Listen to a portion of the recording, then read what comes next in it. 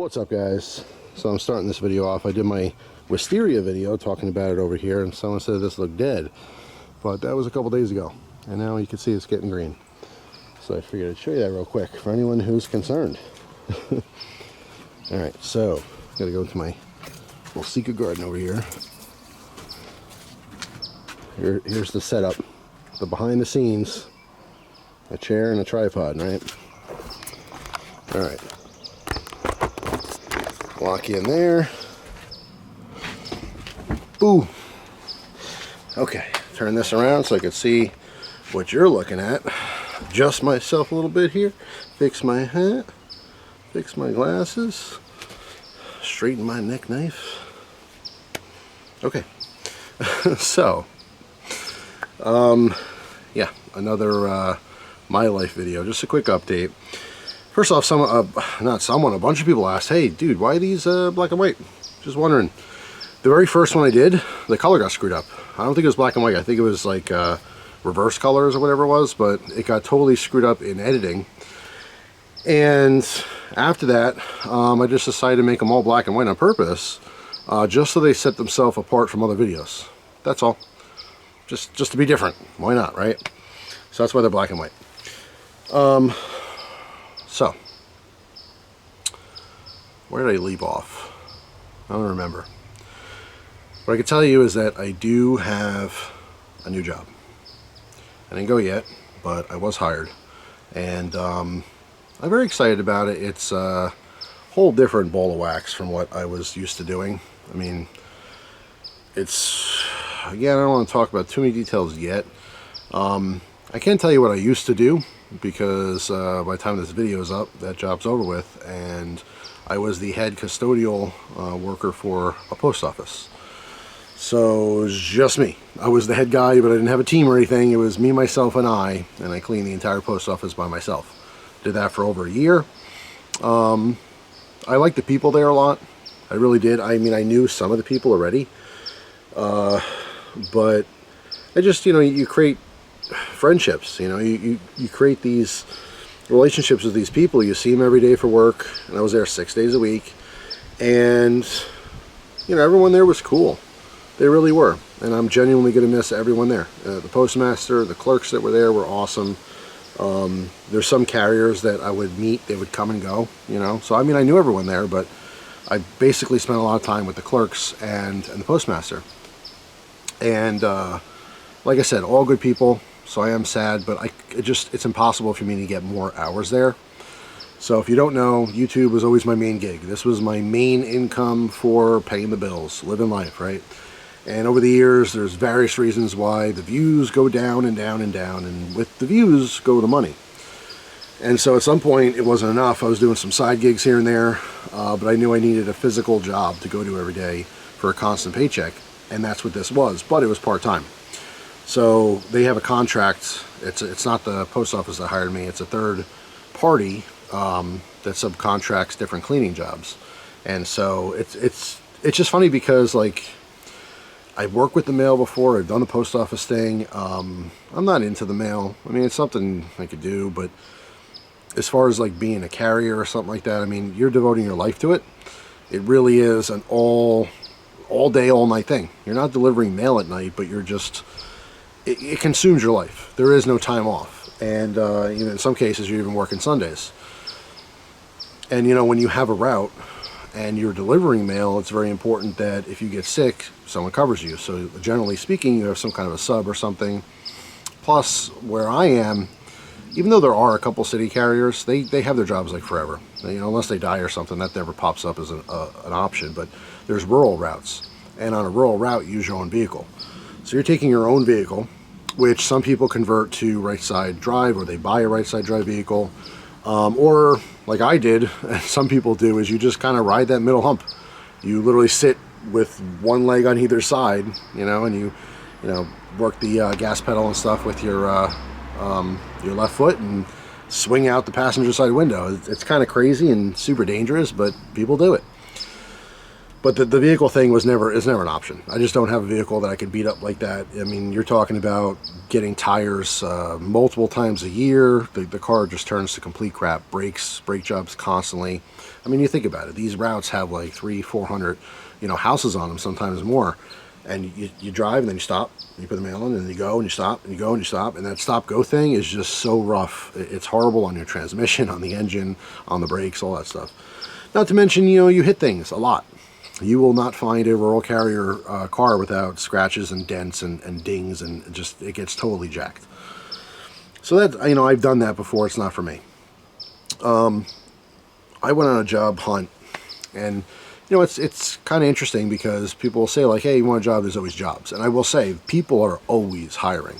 There's always jobs available, but those jobs don't always fit certain people. For me, I'm going to be moving to a new place that has a lot more rent cost. I've been getting away with paying cheap rent for years, and now I have to pay regular rent, which is not cheap. And with that, just you have to make more money. And there's a million jobs I could have gotten, but they just would literally not make me enough money. So it doesn't make any sense to do those jobs because eventually I'd have to quit anyway. So it's all math. Here's what I make, here's what I spend, here's what, it has to all work out. So I was looking for, number one, a full-time position, and a lot of companies just don't want to hire full-time. It's like a thing of I shouldn't say a thing of the past. There's literally thousands of jobs, tens of thousands of jobs in America that are full-time. What I mean by that is that it's much more common to see companies want to buy or want to have a bunch of different, instead of having like 3 full-time employees, they want 10 or 15 part-time employees. Number one, of course, the elephant in the room is that they don't want to give you any kind of benefits. They don't want to give you a 401k plan. They don't want to give you, health care, insurance, dental, vision, all that kind of stuff. They don't have to do that when you're part-time. So that's number one. Number two, they can't rely on people anymore. So if you have one full-time person and they get sick, they skip out, whatever, it's just hard to replace them. So it's much easier. Companies have seen this over the years, over decades. It's easier to have 10 people do part-time than have 3 people do full-time. Because when you have 10 people doing part-time and one person calls out sick or quits, who cares? You got other people in reserves. They pop in and they take their place. So there's a lot of benefits from a company having part-time positions. But that wasn't going to cut the mustard for me. I needed full-time. I needed to be guaranteed at least, and here's my basic math, I needed at least the very minimum to stay afloat, to basically get the same and pay my rent. I had to have a 30 to 35 hour a week job that pays at least $15 an hour. And that was very difficult to find. Now, I did apply for a bunch of different things, and they didn't really work out for various reasons. All my interviews went great. People liked me. I'm personable. I like them. It's not really what it is. A lot of the stuff I was doing, I was unqualified for. I mentioned, or I might have mentioned, working for a prison. Well, it's a jail. Technically, it's not a prison. And I applied for a maintenance position, but I wasn't qualified because they do everything in-house. So you do have to be like certified electric, certified plumber, that kind of thing. So I obviously didn't have a background in that stuff, so I just couldn't do it, period. I actually went there hoping that maintenance meant like, doing landscape stuff, which I'm totally capable of, in addition to a lot of cleaning, but all the inmates clean. I didn't know that. That's what they do all day long. So the place is spotless. They do not need someone to clean it. They really needed someone to constantly fix broken electrical problems, when there's leaks, do all the plumbing stuff, that kind of thing. And like I said, I had no qualifications for that. Mostly in the wintertime, they also wanted like a plow. There was a lot of property there, so also something to do with they have like a well in the back or some kind of water purification system, or I forget exactly what the details were there, but that's something else they were talking about. But again, you need a certification in that, like a well house maybe, I forget. So that didn't work out. They did offer me a position as an officer, and the pay was good. It was like $26 an hour. The hours sucked. There's a lot of double shifts, overnight. You get seniority with the officers, so like the new guy always gets stiffed. I heard a lot of stuff too, reading reviews. And when I was there, I was doing an interview with the warden, and he was showing me the security footage, like the live, all the cameras inside the building. in the jail. And it was just really fascinating how the whole thing was set up. And this particular jail, the inmates have like communal iPads, which they fight over all the time. I don't know who thought that was a good idea, to leave like 2 iPads and there's like 20 inmates in a room. But he was going over the, you know, what you do, and yeah, essentially, you know, you're just looking for contraband all the time, constantly.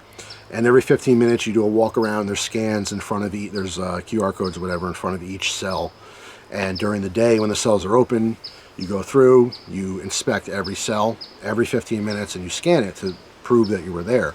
You're looking for people who are plotting escapes, you're looking for contraband, you're looking for sexual activity going on, which is not allowed, all kinds of stuff like that.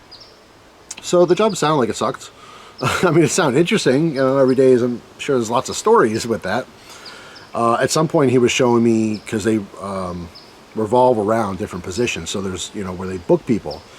And they just arrested a guy from, I think it was Milford, and he showed me this guy in the like solitary confinement room where they're booking people in a chair, bound to the chair, and protect.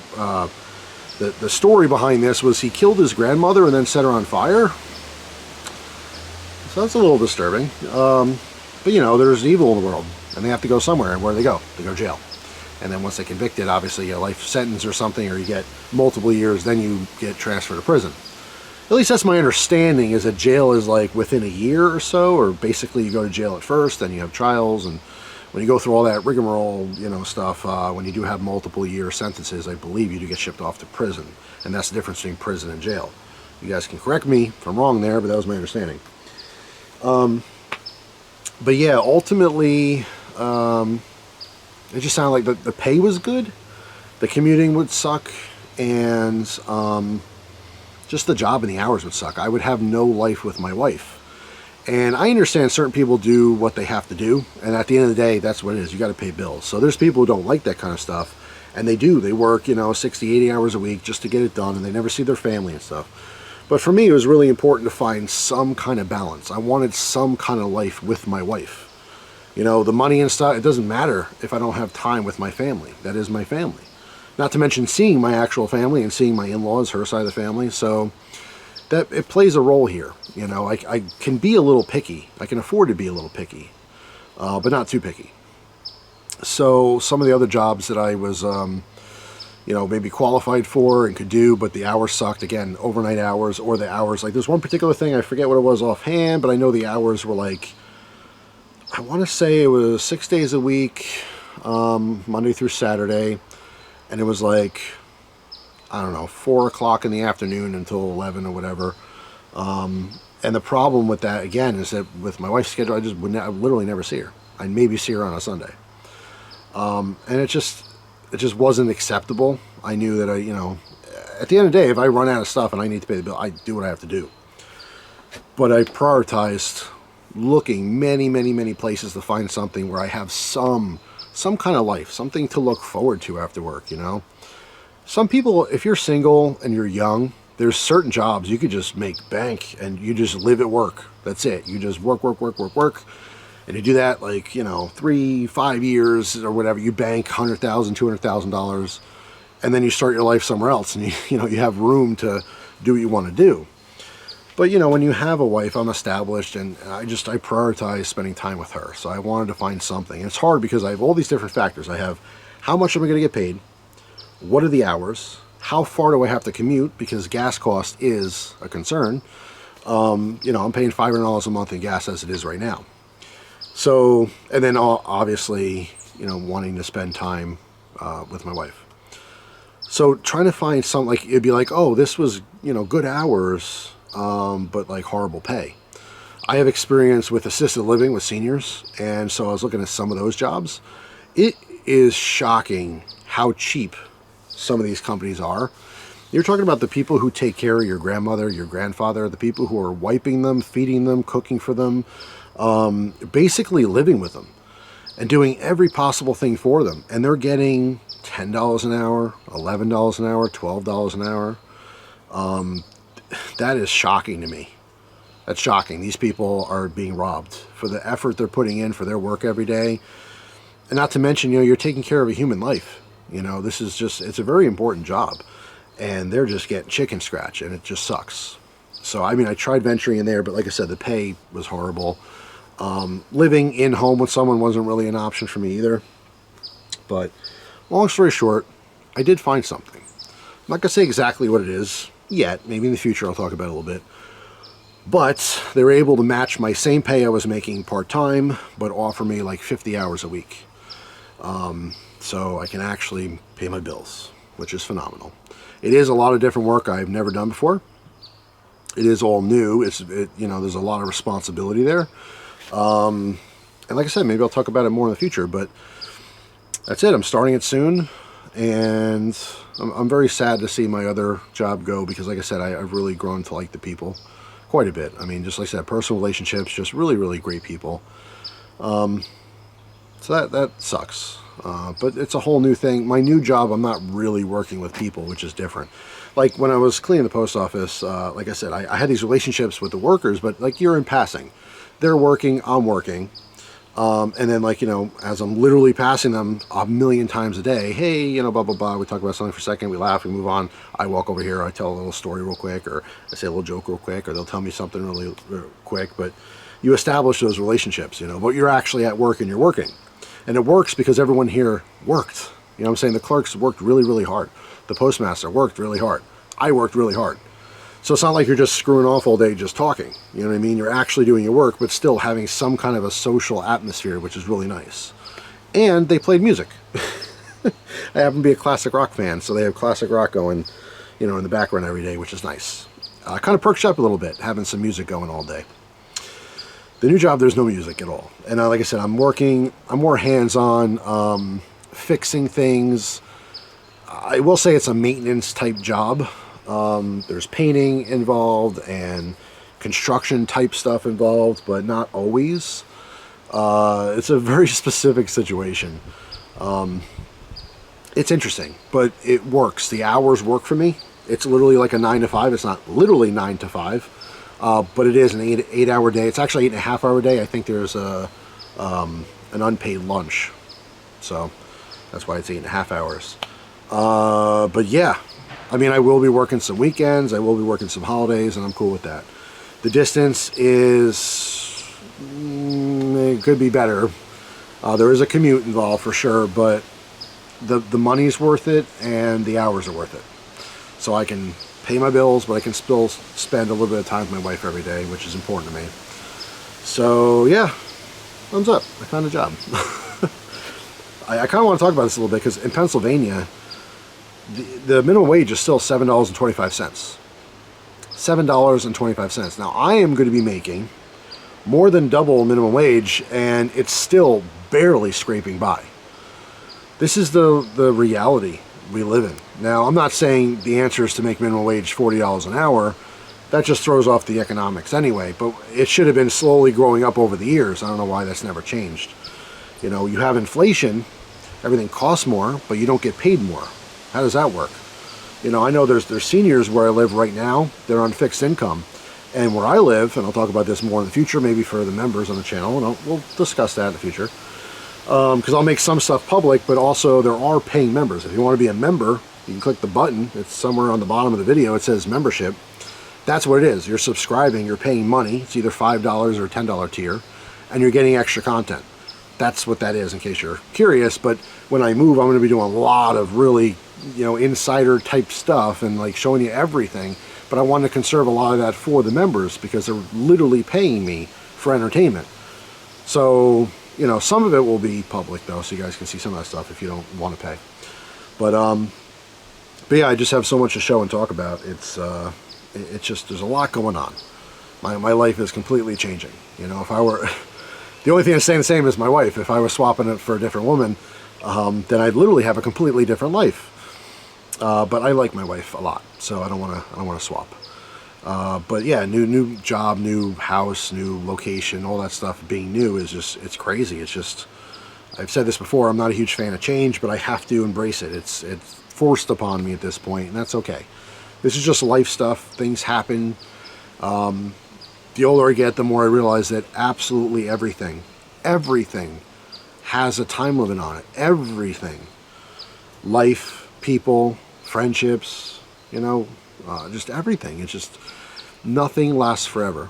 There's no truer statement you will ever hear in your life. Everything changes at some point. It could be a million years from now. It could be 30 seconds. But everything is not, everything is, what's the word? It's not infinite. It has a clock ticking on everything, including our life. That's it. Right now, we're just all enjoying life. But we have, like, what was that music video? I think it was Nickelback.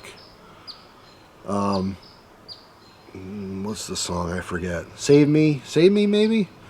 I don't remember. I haven't listened to Nickelback in a long time. I remember it's funny, when I was in high school, that Nickelback was, like, popular, and I thought they had some good songs, but everyone's, like, made fun of them. Like, hardcore made fun of Nickelback. Beats me. I liked it, but anyway, I think it's Save Me, something like that. And the music video is actually, like, pretty, it's kind of a tearjerker. Like, people are walking around, and they have a clock above their head. And no one sees it. It's just the guy, the main character in the music video, sees these people walking around, and, like, he, like, sees, like, an old person, like, getting carried away in an ambulance, and, like, being put in the ambulance, rather, and you can see the clock, and it's running out. It's, like, 30 seconds, you know, 20 seconds, 10, and that's it. It's, like, super depressing, but it's so true. It's so true. We don't know how much time we have left on this wonderful planet. And so you have to live every day like it's your last, but not really like it's your last, because you'll probably say and do some things that you can't recover from. You have to enjoy life. You really, really do. And, like, I felt like that when I was, you know, 17 years old, 20 years old, 25 years old, 30 years old, 35 years old. I'm going to be 40 years old in December. And every single year, like, I understand it more. I understand that we're limited here. We have a limited time, and you can't help but get caught up in little drama and BS and stuff like that, and just unimportant things. Whether you're having road rage with someone, or you're just, like, pissed off at your boss, or you're arguing with your neighbor, or you're arguing with your girlfriend or your boyfriend or whatever. Those moments, I mean, you're so focused on it, but we forget, like, to step back a second and just be like, just appreciate things. Every little thing, you know, in life. Enjoying a piece of fruit. Driving somewhere. Like, when you just drive somewhere, like, all the people in the world who don't have that capability, they're just not rich enough to just get in a car that they own and drive. So, like, when you get older, you just appreciate things more. I can't explain it, but I think it's pretty universal, where people just, they get older and older and older, and they don't take things for granted like they used to. It's just what it is. And, you know, it's like a rite of passage. Everyone goes through the same thing. When you're young, you know, you're invincible, and you're the smartest person in the world, and everyone, you know, is dumb and all that kind of stuff. And you get a little bit older, and you realize, nah, you know, maybe I wasn't the smartest person. Maybe my dad knew what he was talking about. You know, maybe my mom, you know, she tried to set me straight when I was younger, and I just wasn't listening. You know, my grandmother, my grandfather, whatever your personal case is. But and I say this all the time, but I very vividly remember being a teenager and thinking I knew everything. Just thinking, like, my crap didn't stink, and, like, I know this, I know that, and being lazy and not worrying about stuff, not worrying about my future, not protecting my finances and all that kind of stuff. You're just living free and wild. Why? Because you're eating your mom's bologna sandwich, you know? Like, you just don't have to worry about anything. And then you grow up, and then you start worrying about everything. And I'm not saying everyone does that, just they do it on different levels. Some people don't worry much at all. They have little worries, and other people are just anxiety-ridden. They just need to be on medication, otherwise they'll shake themselves to death. You know, it's just, life is stressful. Life is full of anxiety. I have tons of anxiety. I have tons of questions, like, what if? What if this? Or what if that happens, you know? And I'm just so focused and worried on so many things, and I have to remind myself to just not be. You know, there's a lot of stuff we can control in life and a lot of stuff we can't control. And I honestly think that focusing so much energy on stuff that you can't control is such a waste of time. You know? I'll give you some examples. Let's say you're single, and you like this girl, and she doesn't like you back. Dude, that sucks. Trust me, that sucks. A lot of people have been there before. But you gotta let it go. You gotta move on, because that's out of your control. You can't control it. You can't, I mean, again, this is very specific to situations, but for the most part, you're probably not going to convince her to like you if she doesn't like you. That's it, move on. Work. Going on this job hunt and everything lately, I could say that, you know, you don't have to love what you do. You are seriously blessed if you love what you do for a living. Me making YouTube videos and paying my bills with it, I was living the dream. I was really living the dream. And I didn't take it for granted, although many times I didn't really think about it much. But that was amazing. Those times are over. And I'm okay with that. You know, it's out of my hands. I can't control that. Doesn't matter what I do, what kind of videos I make or whatever, you know. There's just too many factors. I can't control it anymore. And I'm okay with that. I'm okay with moving on. Being a YouTuber and, you know, paying your bills that way, it's nice. Don't get me wrong. It was nice the peak years, but it's not all it's cracked up to be. You know what I mean? There's a lot more work that goes into this stuff that anyone would ever realize unless you do it yourself. For some people, it's like coming up with content ideas. That's the biggest stressful thing. I have such a variety of stuff in my life. Like, I never had a problem coming up with content. I've said this, and I truly mean it. I have 100 different videos I could do every day of my life. I could have done that since day one. So I'm not worried about that. I always have content. For me now, moving forward with a 50 to 60 hour a week job, when am I going to find time to film? When am I going to find time to test gear, test knives, flashlights, all that kind of stuff? You know, I'm working now. And even though this was my work for a long time, it's not anymore. It doesn't pay the bills. It's purely a hobby. I'm reverted all the way back to the beginning. It's like when you're born, you're a baby, you have no teeth, no hair, you can't feed yourself, you could barely walk. Then you grow and you live this entire life, and then what happens? You get old and you lose your teeth, you lose your hair, you lose your ability to feed yourself. And that's what happens. We just turn back into a baby and then we die. It's kind of a weird cycle, isn't it? That's kind of what happened with my YouTube channel. I mean, I started off, it was nothing. It grew into something. It was amazing. I've enjoyed it all these years. And now we're back to the beginning where it's just a hobby. It's just for fun. It's not for paying the bills anymore. It's not my job. I will always enjoy this, but now obviously I have to focus on paying the bills, going to work, working hard, getting stuff done. And then when I come home and I kick off my shoes, my priority is my wife, giving her attention, talking about her day, having dinner together, that kind of thing. I'll always try to find time to make content and post content, but you know, I can't promise it anymore. It used to be the focus of the day, and now it's not the focus of the day anymore. I'm okay with that, you know what I mean? I know, you know, you guys who watch like consistently, if you're watching every video and stuff, I know how that feels. I follow YouTubers that just slowed down and just stopped or whatever, and it was devastating because like I just want to see what they want to film. There's certain people, it doesn't matter what they film, I'll watch it, you know, I'm entertained by it. So I'm not saying this is the end, because it's not, but it's definitely the beginning of the slowdown period.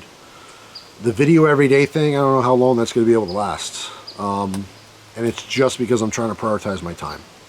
I can't come home from a long day's work and, you know, just focus on my video stuff. You know, I want to focus on my life, my wife, my family. I want to eventually have my own child and, you know, pursue all that. And that's, I love to share all that on the internet, but life just has a way of being there. Just, you know, it's prioritizing, that's all. You know, so right now I'm still very much prioritizing. I'm making sure that every day you guys got something to watch for me, something new.